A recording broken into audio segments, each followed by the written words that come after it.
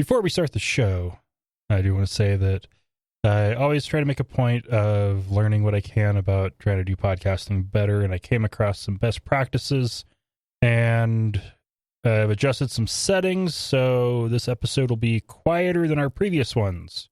That should mean that it will better line up with other podcasts that you are listening to, so it should be good. And now to the show. Atheist Nomads, episode 194, Family.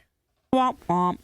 The podcast you're about to listen to includes cursing and talking about hoo-haws. Please be advised. Yes, we are talking about family, but this is still not family friendly. Welcome to another episode of Atheist Nomads. I am Dustin. Joining me as always is Wesley. Hello, everybody. And my lovely wife, Lauren. Yay! I'm sorry the womp noise was probably not appropriate.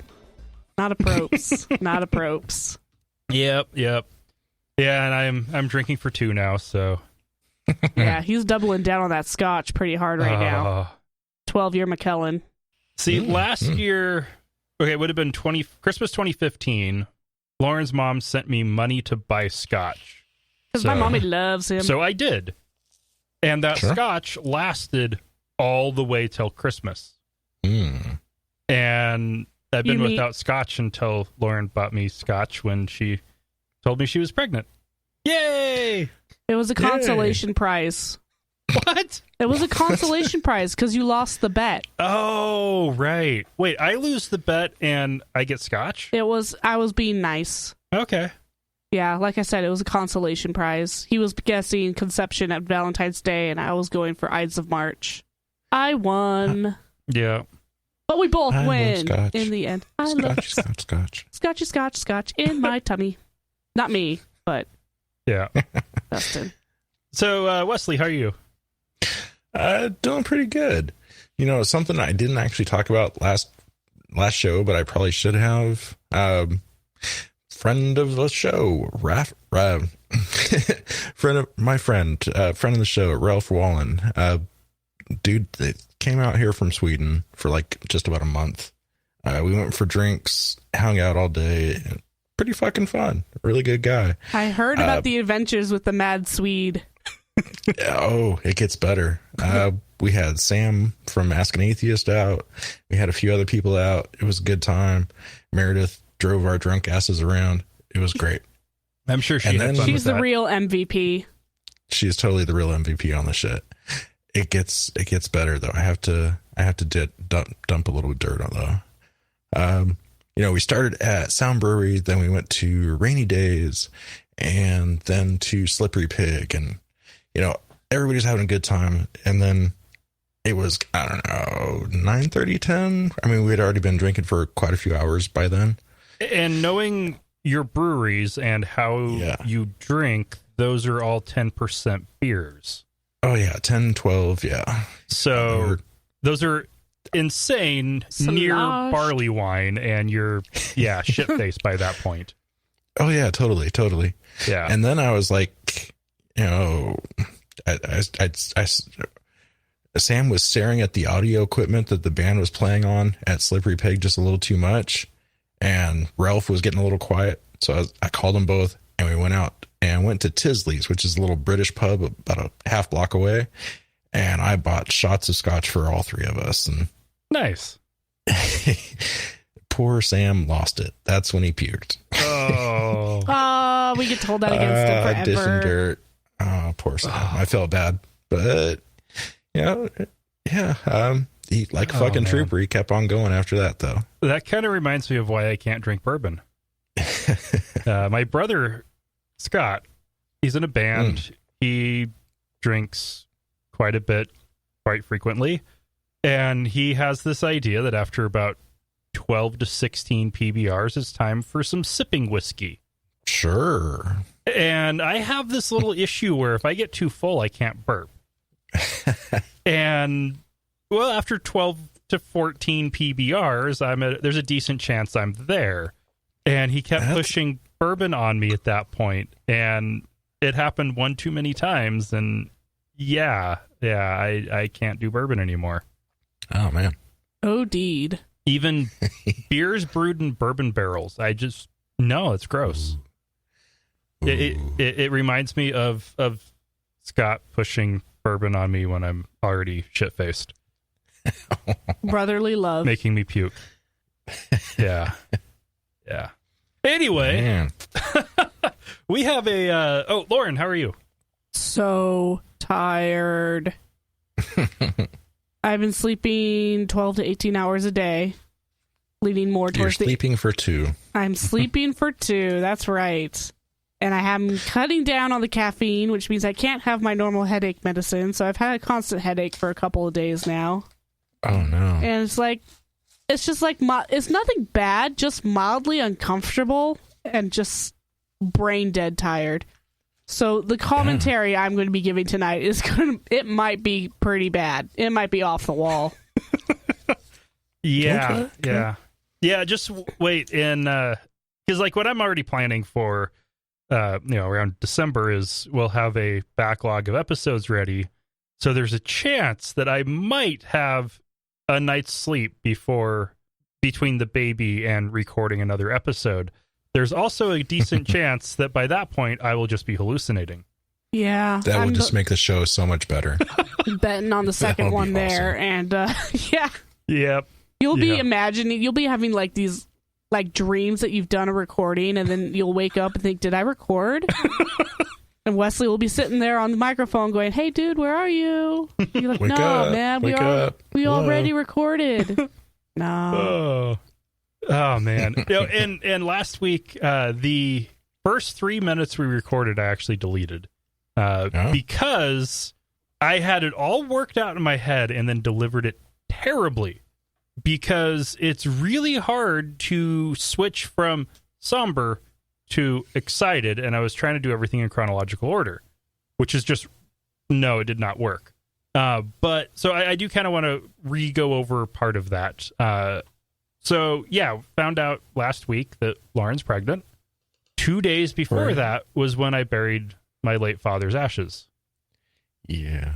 The way I was trying to tie those in together was the whole circle of life thing.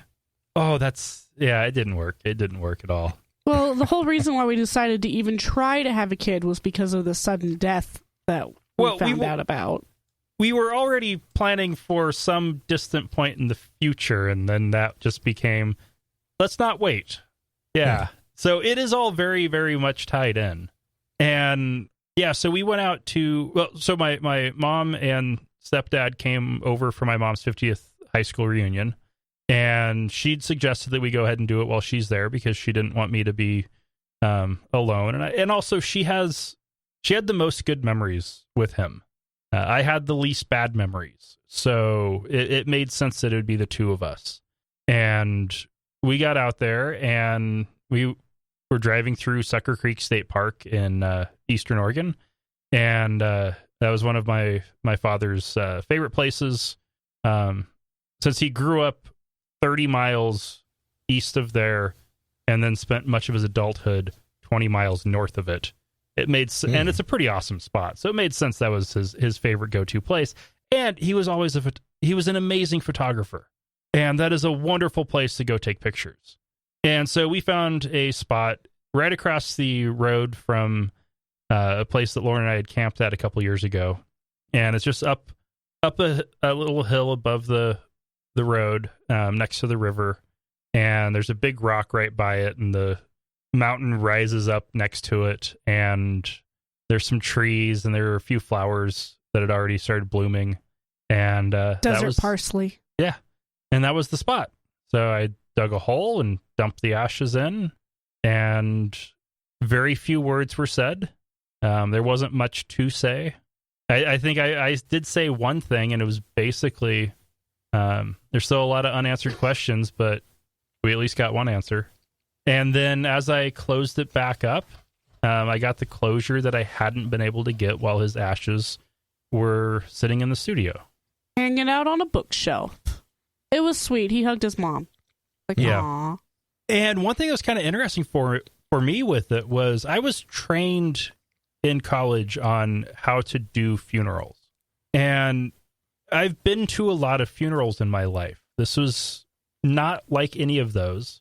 And it was also the first like end of life ritualistic event I've taken part in that wasn't religious in any way, and it couldn't have been more perfect.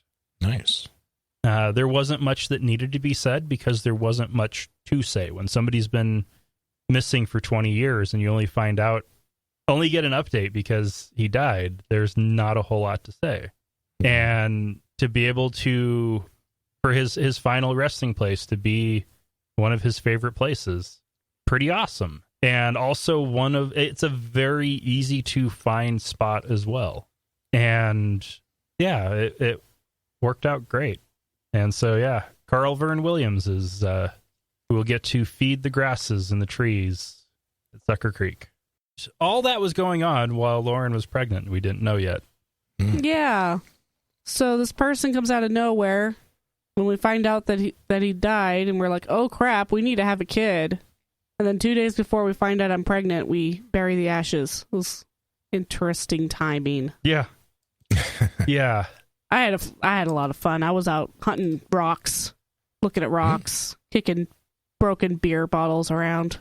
And we did a I drive. found some opal. We did a drive cool. through Leslie Gulch, which is Amazing. this amazing spot that. Look up hoodoos. Yeah. HOODOO. Hoodoo. It's awesome. Like Bryce Canyon. Well, yeah, kind of like Bryce Canyon and Arches and the like, but small.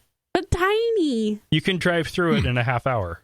There's no way you're getting to it within a half hour, but once you get to it, you can drive through in a half hour. It's really cool, and it's free because it's just BLM land. It's just a point of interest. It's not a park or anything. Yeah, and we got to see, got to the end of the road through Leslie Gulch, and we were at Owaihi Reservoir, which is beyond full, which is amazing since the last time we saw that, it was basically empty. Yeah, if we had gone up north 20 miles, we would have been able to see the infamous Glory Hole Dam. Yes, it's actually called that. It's one of two dams, working dams in the world that doesn't... the spillway is circular. Yeah. So the water just pours in from all sides. And it's awesome. It just looks like this sheet of ice or something, and then just a hole. It's like, oh wow, I would hate to fall down that. And yet, I want to jump. Just can't help myself. Well, and no water has flowed through the glory hole in... It's only been a couple years. 2-3 years. But yeah, it's been very dry. So, really nice. And now, of course, the Boise River is well past flood stage. And about to be risen again. Yep. Because they're trying to keep the Lucky Peak Dam from breaking. Yeah, we don't want that catastrophic failure. Yeah. We like Boise having a downtown. Sure. There could be some improvements. Yeah. So, yeah. Look at it this way: if the dam fails and downtown Boise's washed away, then you can start fresh. Yeah. But the legislature's already out of session, which means they wouldn't. they would just have to meet somewhere else. Yeah. Next year. I don't care. We're up on the bench. We're good. Yeah. All right. Well, that's nothing valuable is actually in Boise. Come on. Micron, No, HP. That's outside of Boise. Really, is Micron still a thing? Yeah. I haven't heard of them in a couple of years. They're still building chips. They make tons of chips, and they don't make anything for consumers. They make chips for OEMs, or they are an OEM for a lot of chips, and they make stuff for the enterprise market. Okay. But they sold. I haven't seen. Crucial is their brand. Is it? Yeah. Yeah. Okay. Crucial RAM. Yeah, Crucial's pretty good. That's a Micron brand. Okay. That's their little consumer brand. Yeah. Huh. Okay, well, they still make pretty good shit then. Oh yeah. All right, and don't forget that live recording of episode 200 is coming up on March 20. And I know I haven't been pushing March this. 20? May 20? Yeah, Sorry, okay. May 20. And I know I haven't been pushing this, but we still haven't reached our patron goal that we had set for episode 100. We're actually at about half of where we were at that time, so... Ooh. Yeah, give us money. Yeah, help support the studio and everything that it does. if you like what you hear. All right, let's take a break and get started on news. Atheist Nomads is proudly brought to you by Archway Hosting. Check out their low-price, full-featured hosting solutions at archwayhosting.com. That's ARCHWAY hosting.com. Hey, we're also brought to you by listeners just like you.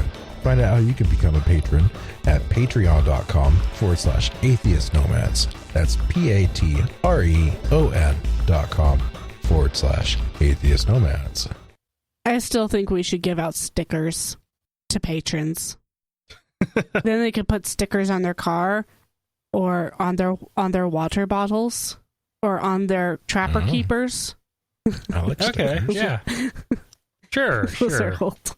All right. 2 Coptic churches in Egypt were bombed last weekend during their Palm Sunday services. This, I think, happened last year as well.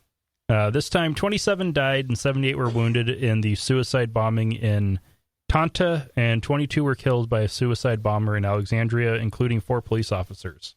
Is the library okay? That sunk many years ago. Yeah. So, no, it's not. President El-Sisi has declared 3 days of mourning, a 3-month state of emergency, and will form a Supreme Council to counter terrorism and extremism. And ISIS has claimed responsibility. Great. No, not really. It's terrible. Yeah. I mean, you got that. Just a few hours ago, Sweden was attacked too. Mm-hmm. I mean, it was just a single guy. I don't think ISIS is going to claim that one, but well, and ISIS is going to claim responsibility for anything they can. They'll, yeah. I have. But there have been things that have happened that they haven't claimed. True. So it's not like they're claiming everything, hoping that. Okay. Well, technically, Sweden, the guy was an asylum seeker, and he got denied back in 2016, I believe it was, and he was supposed to leave, but never did. Oh. And then ran a truck into a crowd and killed 4, I think, and injured 15. Ouch. So I don't think ISIS can claim him because he was trying to get away from them. But yeah, going back to yours. Fuck, this is happening way too often. Yeah, once is enough. Dozens of times is getting old. Mm-hmm. Oh yeah, okay, make me seem like the jerk.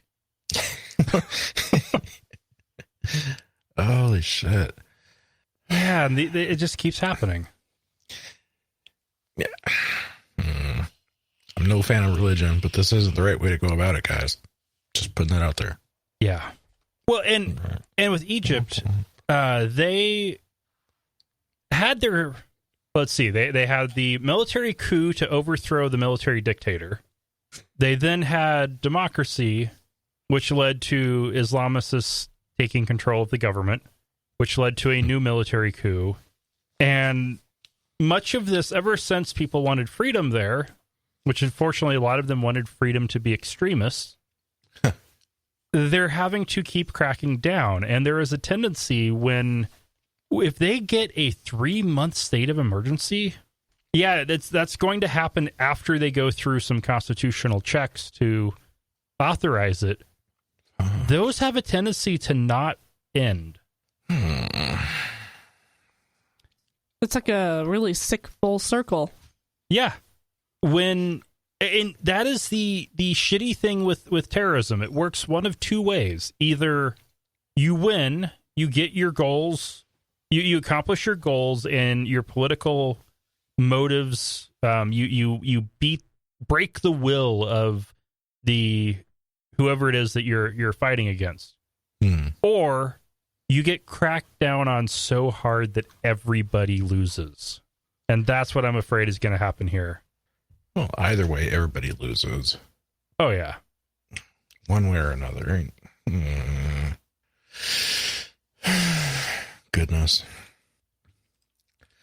Well, continuing on. Yeah, go ahead. Trans women in Thailand are forced to attend annual military conscription. So just think if, every April, you had to go be part of an annual draft day. Every Thai man aged 21 years of age or over has the choice of serving either 6 months voluntarily in the military or taking part in the annual lottery. And if they're chosen, they get to serve 2 years. And think if you were trans and, got to stand in those lines along with all the guys in your country.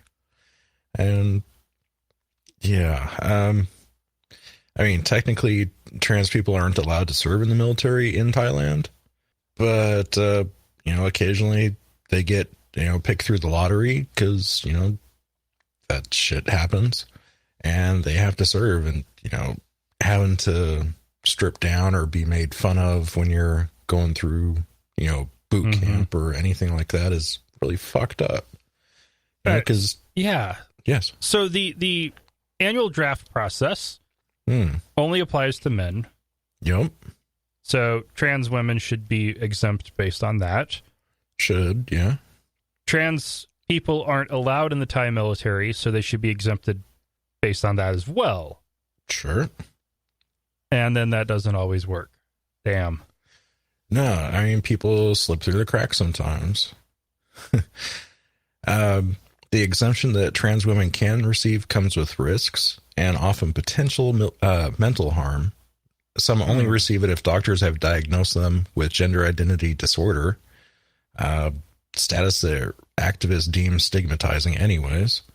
Other trans women, particularly ones that have not had sex reassignment surgery, can be offered exemption, but only after they are forced to undergo long, arduous, and often embarrassing medical examinations and mental tests in order to, quote, prove their transgender identity is real.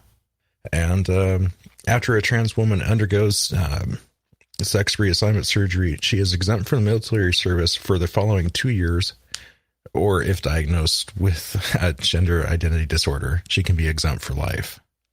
So it's a mess. Yeah. And, granted, it's the Daily Mail also, but they love taking pictures of things around the world that are just kind of weird or, I don't know, tabloidy, you could say. But yeah, they have a bunch of shots of, women standing in these lines, long ass lines with tons of men around them. You're like, wait, that shouldn't happen. But oh wait, yeah, kind of does. Yeah, kind of weird and sad and fucked up. And the story also does bring up the whole issue of gender identity disorder. Should it be considered a disorder? And a couple of years ago, there was a big fight over it in Canada as to whether to consider it a disorder. And you had people who were both trans or pro-trans rights and anti-trans on both sides of it. Because if you lose access to a diagnosis, you can't get insurance coverage for treatment. And if you can't get the diagnosis, like in Thailand, then you aren't going to get treated like women legally. But if you get the diagnosis, you can get some of that. But then if you're getting diagnoses for, it's messy. If you get the gender identity disorder doctor's note in Thailand, I mean, they're basically saying that you're crazy. Yeah. So like, fuck it. We don't want some nutcase in our military. So, I mean, that's proper fucked up right there anyways. Yeah. Fuck. Yeah. So hooray, Thailand. And, moving a bit west within Asia, Chechnya is and Chechnya is actually in that region that is debatably Asian or European, but probably Asian, even though it is in the Caucasus region. Anyway, it's a Muslim majority semi-autonomous republic in Russia. Wait, what place? Chechnya. I couldn't quite hear you. Chechnya. I love saying Chechnya. I do, yes. Please continue. All right. It's a Muslim-majority, semi-autonomous republic in Russia that has fought several wars of independence and in the process has created lots of terrorists. It's actually a really interesting story when you start digging into how that all happened, because it started out really as just your standard fight for independence. They thought that when the Soviet Union fell, they would be independent. And then Russia said, no, you don't get to be independent. You're part of Russia. And so they fought, and it was a nice secular civil war, if there is such a thing. And then as time went on, they started getting jihadists wanting to come in and help fight a holy war to free their Chechen brothers. Oh, great. And the more secular leaders kept getting arrested or killed. And it basically ended up creating a vacuum that got filled by Islamists. And Really? yeah. So in the process of trying to fight a war against terrorism in Russia, they created a bunch of terrorists, much like how when we have fought the war against terror, we created ISIS. Anyway, none of that is news. But there are numerous confirmed reports which the Chechen government has claimed are lies, that they are in the middle of an LGBT purge and have locked up at least 100 gay men in concentration camps. That's just all sorts of fucked up. Yeah. I know the article was calling them basically like the first concentration camp since World War II. And That I would actually disagree with. that's quite possible, but that they used it as a dramatic title. I would disagree with saying that it's the first since World War II, since concentration camps have never gone away. Well, I mean, we made our own. We had some here. Nazi Germany had a lot more. The Russians have had plenty in the Gulag. Well, I think that might be where people just say the gulags are just jails. And North Korea has had them with their prison camps. Oh, I'm sure. Yeah. All right. Yeah. So, I don't think it's really a new thing. But concentration camps that are targeting gay men, that hasn't been seen since Nazi Germany. Man, just think of the awesome parties they could have in there. I know, that's kind of fucked up. Sorry. But, actually, that was one thought I had when I first looked at the story is put up a disco ball and you're like a DJ in the corner, like, hey. If it was done right, that could be fun. Yeah. But no, it's not like that. It's they're getting their asses beat. They're getting raped by guards. Not in a good way. They're not being treated well. Yeah. This is a concentration camp in the Nazi style. Sense. Yeah. Yeah. Not like a library where you have to like concentrate and be quiet. No. Oh. Yeah. Fuck. Every time I see Chechnya, my first instinct is to say Chewbacca. Nice. So, moving on, I have a bit of a rant. All right. Michelle Bachmann. Halal food options are a sign of Sharia law. Yeah, so last week, ex-rep Michelle Bachmann, doesn't it feel good to say ex-representative?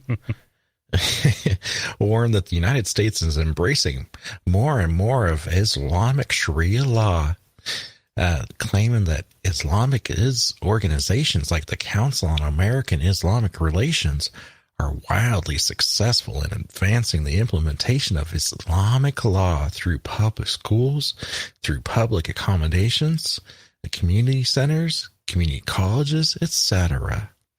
I'm kind of talking like her. Deal with it. For instance, here in Minnesota, public schools serve halal food, Islamic Sharia compliant food in our local cafeterias and public schools. I mean, can you imagine if Baptist kids came in and said, we want accommodation? Or Catholic kids said, we want accommodation? I'm surprised she knows words that big. Are you kidding? They'd be drummed out of the schools and called bigots and racists. All right, so let's stop right there. In mainstream Nicene Christianity, there is no restriction on kinds of animal that can be eaten. This practice stems from Peter's vision of a sheet with animals, and St. Peter's sees a sheet containing animals of every description lowered from the sky.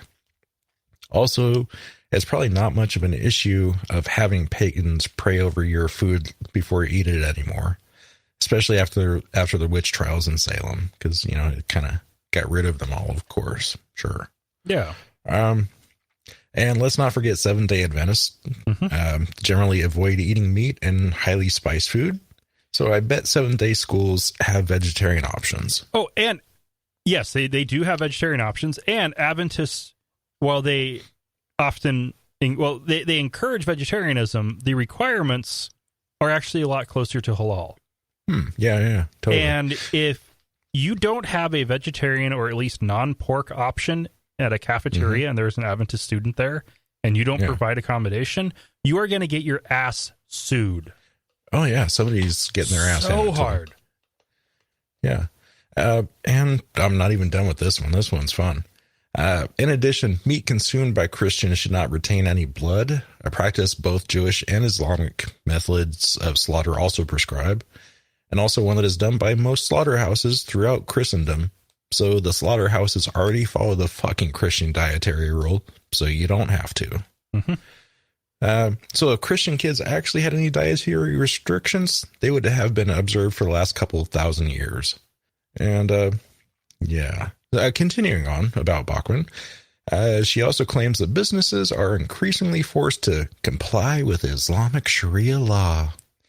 So last time I checked, businesses don't have to carry products that they don't want to.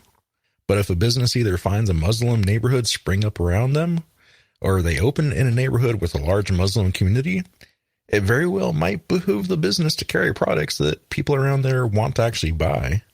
And besides, I seem to recall that a company likes to make money. Would you really want to cut off your nose to spite your face like that? Like, fuck. Yeah. Well, now here in Boise, we have a pretty sizable Muslim population. They have their own stores. Cool. Okay. Where they have all their halal meat, including a halal meat market. I mean, I probably wouldn't shop there. It's probably where the good goat is. Yeah, if you want goat, go there. Fuck. Yeah. And this is I mean, I've been known to eat weird shit, like fucking pickled pig's feet. I will eat weird shit. But yeah, I'm just not down for supporting businesses like that. That's my call. What else? Yeah. But if you have students and you're providing meals, you want to make sure that you're providing meals that students can eat. Yeah. And it is generally easier if you don't want to have a special option available for the kids that can't have pork when it's pulled pork day or pork and beans day or whatever it is. Then the easier option is to not have pork.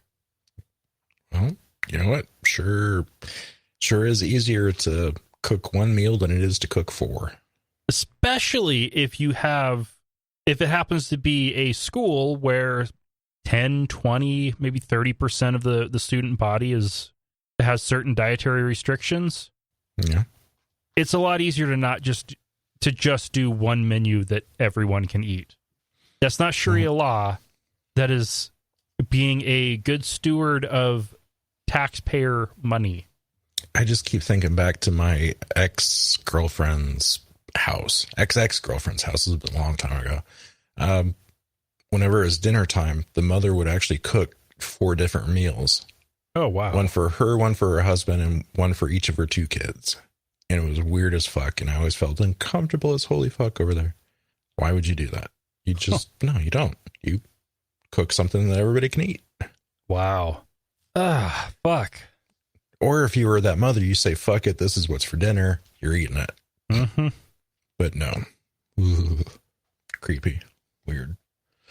Continuing on. All right, let's go ahead and take a break, and then we'll take a look at Christians. Yay. Not being good. We love hearing from our listeners.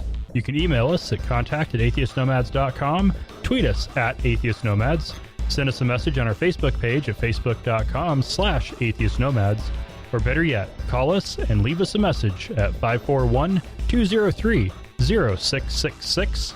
We might even play it on the show. You can also help us out by leaving us a review on iTunes, Stitcher, or your podcast directory of choice. On the atheism subreddit, there was a post, I believe today. Yeah, today, Dave, or day before we're recording. So this would have been on Sunday. With 33 clergy members who were arrested in 1 month. Oh, my. 4 pastors arrested for child porn, 1 for chopping up a teen, 1 for statutory rape, 6 for stealing, a Mormon missionary who lured kids into sex, 2 imams were running guns, and a priest defrauded a widow. I'm sorry, wait. You said one really quick. A priest chopped up a teen? Like Jason style? Yes. All right. From the Daily Beast. Wow. Okay. A woman and her dog were the That's... first to find the headless torso. When they found the remains in a gas station dumpster on a Sunday morning in June 1994. Yeah.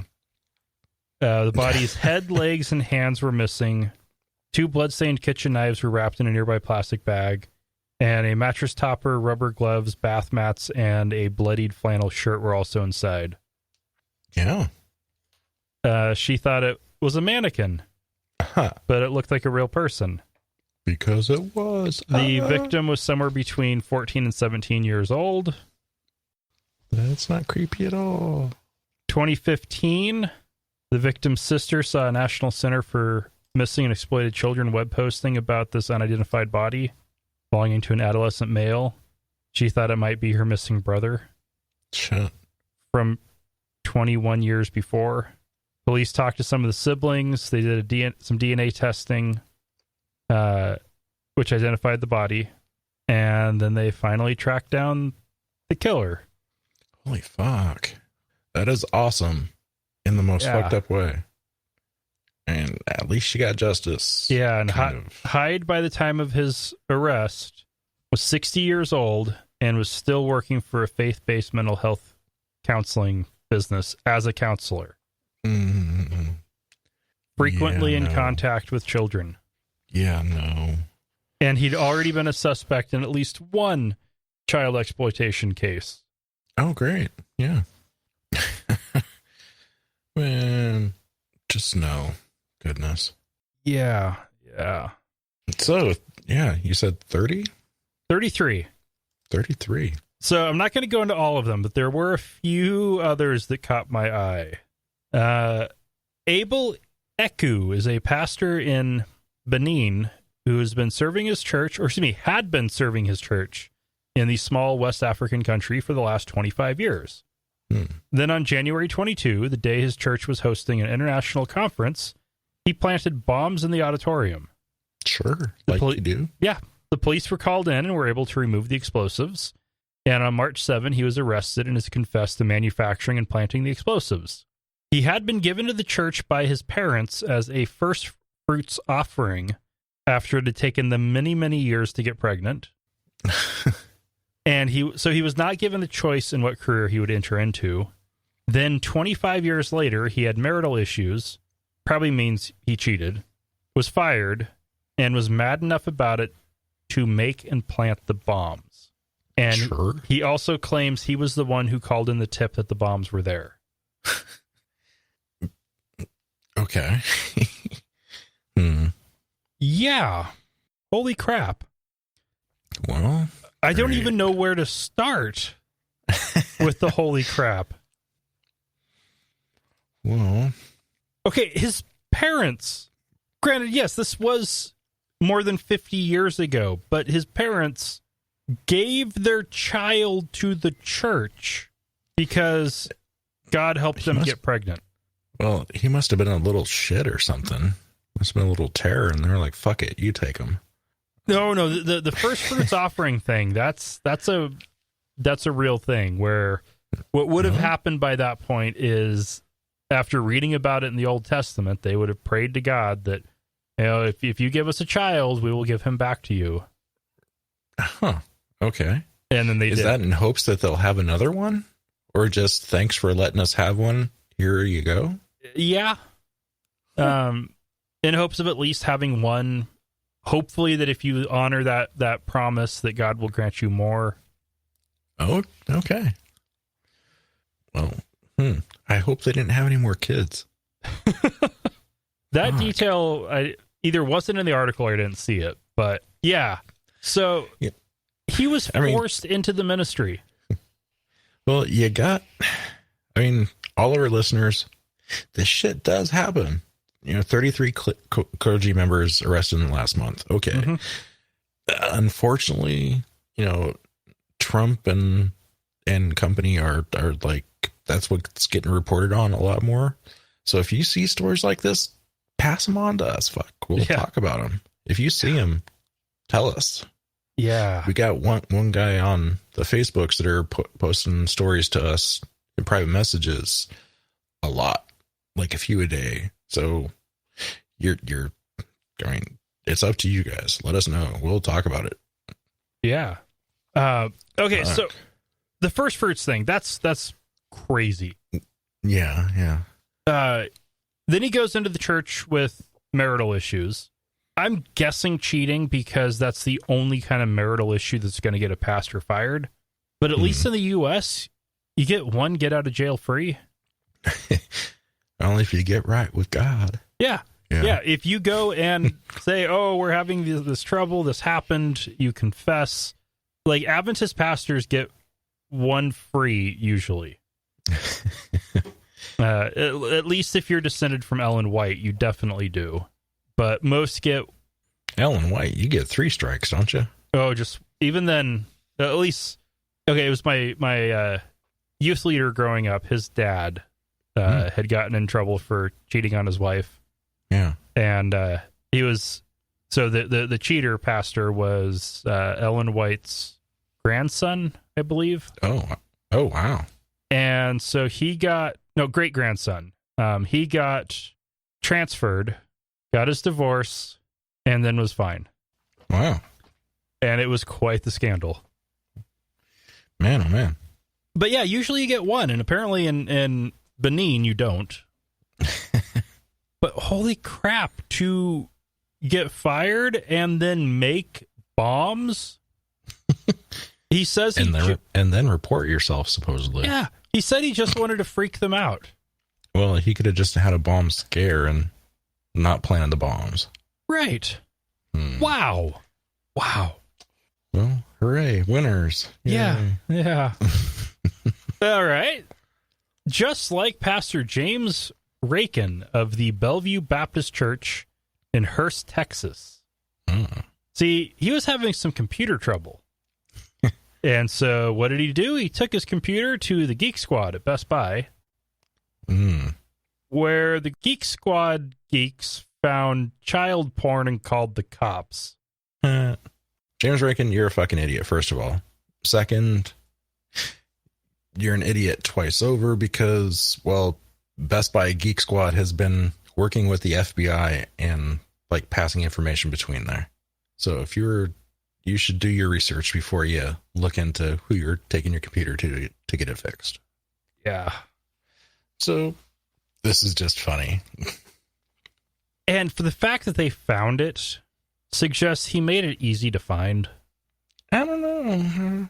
Well, yeah. Like, if you're going to be doing that, you should be keeping it on an encrypted drive or at least an encrypted partition. Yeah. You should. Keep it on removable media, maybe. I don't know. Something. Or just not have it. Don't be a fuck and just don't have child porn. That's a better option. Although, to be fair, I'm much happier finding a pastor getting busted for child porn than for fucking children. Because if that child porn was keeping him from fucking children, then it could have been worse. I got a feeling that's either A, a stepping stone, or B, just like something he looks at between fucking the children. Actually, that's not what the evidence suggests. It suggests that availability of it decreases offending rate. Now, of course, there is the problem that the production of the child porn is in and of itself horrible, wrong, grotesque, terrible, illegal, and needs to remain so. But consuming already produced pornography the evidence does suggest that it decreases the rate of offense. So there is a chance that this was keeping him from diddling kids. Maybe. All right. Well, I'm done with that story. Yeah. And he was 70. He's 78. Yeah.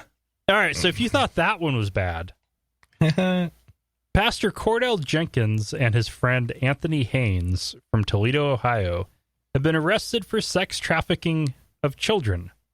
Right. Sure. Yeah. It all started when Pastor Jenkins brought a 14-year-old girl to watch Haynes have sex with a woman, presumably an adult woman. Then, once she knew what she was doing, they pimped her for several years. Oh, right. Including having her bring friends on several occasions. But they did at least give the girls money every time. Oh, great. Yeah. Yeah. No. There is not one redeeming thing about this story. No. Just no. No, it's like, okay, so in Renaissance Venice, the bishop was the main pimp, but he at least employed presumably adult prostitutes who then got relatively equal rights with men and could get education and all of that. This was nothing like that. No. Nothing like that at all. Great. I mean, you get to have a 14-year-old girl watching your old pasty ass have sex with a woman until you think that the girl knows what she's in for, and then just put her out there too. No, just no. Yeah, they both had sex with her. Presumably both had three-ways with her and some of her friends. No. And why is the woman originally, why is that woman cool with this too? I mean, yeah, sure. Let's just have a young little girl over here sitting and watch us. No. Oh, it's all kinds of wrong. Yeah, just a bit. So I heard there's something about the Irish too. Oh yeah. Oh boy. We're kind of making up for all of these just Republican stories. So actually, I haven't really covered any Republican stories. No, not today. In quite a while. Yeah. A couple months. Anyway, a 63-year-old Irish Mormon missionary in Lancashire, England, and I'm pretty sure I misspelled that in my notes. Anyway, you did pretty good on that. Was trying to arrange for sex with 3 children when the mother he was negotiating the details with, including how much money he was going to give her, turned out to be a police officer who arrested him and also found a USB stick with images of abuse and probably sex with children. Mm-hmm. Yeah, he then pled guilty to 10 sex charges and has been sentenced to 7 years. Only 7? All right. Well, it's a start. Yeah. Let's hope they, get a warrant and search his house or wherever he was staying and find more shit and pile it on. Or find some friends. Pictures of friends doing things too and getting them also. That'd be great. Now, on the plus side, this does show that not all Mormon missionaries are children. Yeah. Some like to have sex with children. Oh, man. Fuck you, Shanks. Shanks, okay. Inside joke? No, his name. Joseph Shanks. And which the story in the Irish Mirror identifies as pervert Joseph Shanks. Oh, That's actually pretty funny. Yeah, the line actually really says, pervert Joseph Shanks, originally from County Westmeath, claimed he was doing charity work and would be rewarded by God. I like how, most papers, give job titles along with the name, and his job title is pervert. That's pretty cool. Yeah. I think more publications need to do this. Yeah, pedophiles, especially once they plead guilty or are convicted, just call them pervert. Yeah, sure. Or pervert pastor. Yeah. I'm pervert ex-pastor. And if they harbor pervert pastors, then they still get pervert. And then you get people like pervert Pope Francis. Oh. Before I get to our last story, I just saw something I wanted to mention real quick. Dylan Roof. He pled guilty to state murder charges in exchange for a life sentence. Oh. Yeah. Cool. So you might recall him, the white power fuck who murdered 9 black people in their church during their Bible study session. Yeah. So I guess hooray. Yeah. I'm disappointed he didn't get any terrorism charges. Oh yeah, sure. Totally. Because he really should have. But, yeah. Going on. This one's kind of funny, kind of weird. So, Rick Joyner, our favorite right-wing pastor. Your buddy. Who's been Your buddy. Yeah, my buddy. Definitely my buddy. Vocal defender of Russia for years. Can't understand why people get so worked up just because Putin has, knocked off a few people. What? Sure. Yeah. I mean, wow. Putin, good guy, nice guy. If you had a barbecue, he would be there, and he would bring steaks. He wouldn't bring hamburgers. Putin would bring steaks. That's the kind of good guy he is. They'd be people steaks. Well, the other white meat. There you go. I am not, to be fair, I am not advocating the position that Vladimir Putin is a cannibal. Oh, man. The fuck? Yeah. But of course, he couldn't just stay away from more conspiracy theories, talking about Trump is making some real progress in his presidency, and his efforts are being hampered by those Obama holdovers, who he claims are actually committing treason. He actually says, we've got a lot of people seriously doing treasonous things. I hope it won't get to the point where people are going to have to be charged and dragged out, but some need to be, and some have done some things that are so illegal. How about our president, who has been in direct violation of the Constitution since the moment of his swearing in? Yeah, that doesn't matter. He's a good guy, just like Putin. It's all right. Yeah. It's all right. It'll be fine. They're good guys, just like day is night, and pigs can fly. Oh, yeah. So if you want your brain to hurt, listen to these guys. It's great. Rick Joyner.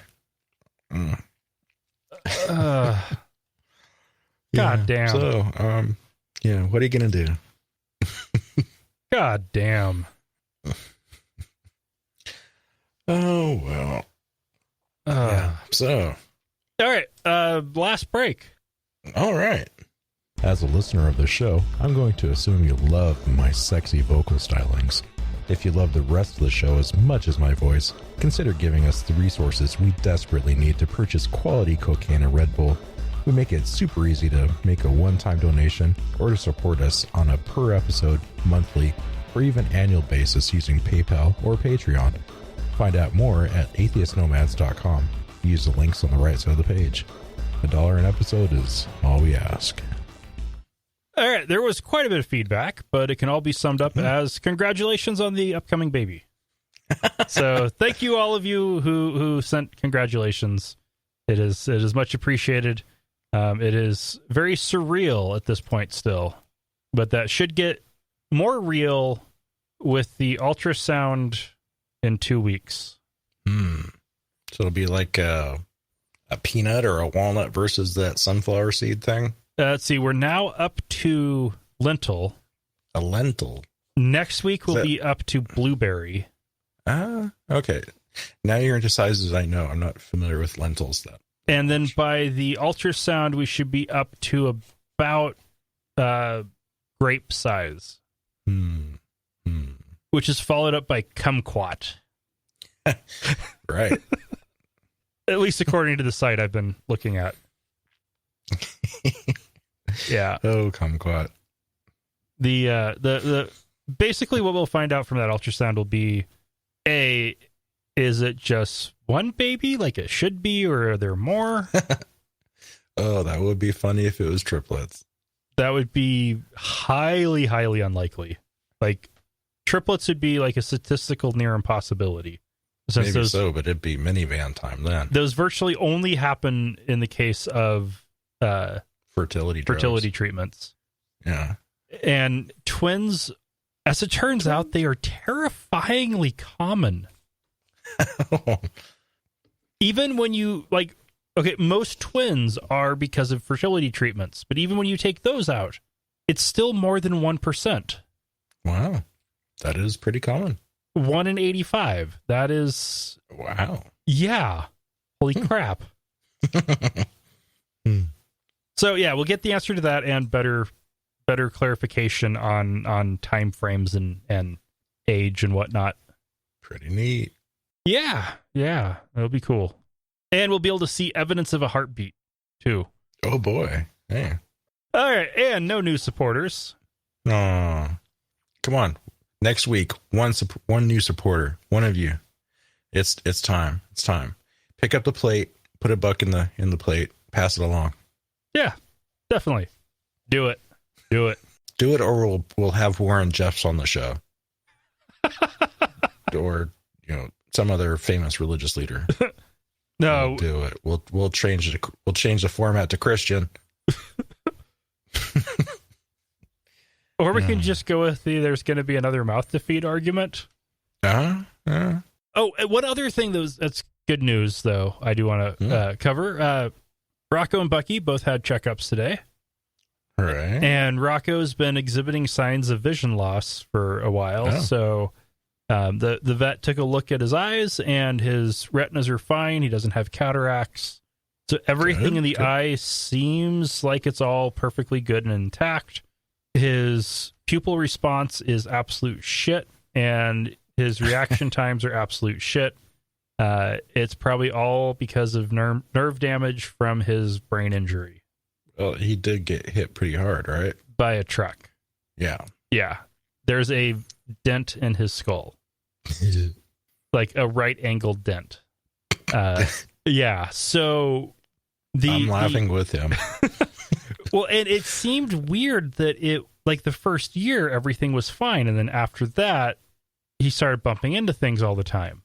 Like before that, it was comical, occasional bumping into things. And now it reached the point where it was getting sad, not comical. And the explanation on that is that with brain injuries, it can take a year or so for the swelling in the brain to go down. The swelling for all the pathways to change. Right. The scarring to complete everything to heal. It takes a long time. And so it probably took about a year for him to actually recover from that. And I went through that myself when I got hit. Yeah. So it took that much time, and probably by that point he was starting to get more confident because he was feeling better, which means he's walking faster, not being as cautious, and is running into things all the time. Yeah. He's our special little puppy. I haven't talked about it in a long time. Yeah, I had Dame Bramage when I was 18-ish. Yeah. Got hit by a motorcycle. Yeah. Yeah, I feel his pain. Alrighty. boy. Well, until next week, remember, not all those who wander are lost.